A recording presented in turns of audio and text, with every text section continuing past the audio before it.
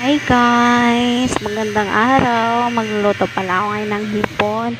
Ganito pala ako guys magluto ng hipon, maglilinis. Hinihiwa ko na pala yung tiyan niyan at sinusungkit ko sa likod niya yung bituka niya ng toothpick. Ayan guys, 'di ba maraming laman yung bituka niya.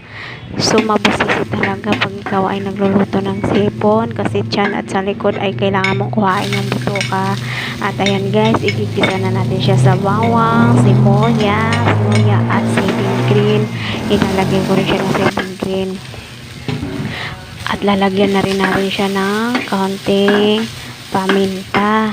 Lagyan din natin siya ng panglasa at asin. Ayan guys, at naglalagay din pala ako ng kaunting asukal. Tapos sabawan ang isabaw natin yan guys ay Sprite. Kasi guys, masarap pag Sprite ang isabaw mo sa hipon. Siguro marami na nang magluluto ng ganitong klaseng Sprite ang isasabaw sa hipon. Kasi masarap talaga siya guys. Lalo na pag medyo tuyo siya guys. Ayan, masarap talaga siya kainin.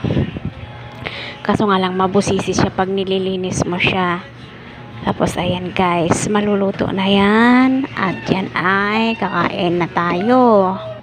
At yung ulam pala natin kagabi ay bangus. Ayan, may natirang bangus na prito. At yan ay ulam natin ngayon. Yan ang ulam natin, bangus na prito at hipon na niloto sa Sprite. Ayan guys. Ayan, kakain na tayo. Masarap yan.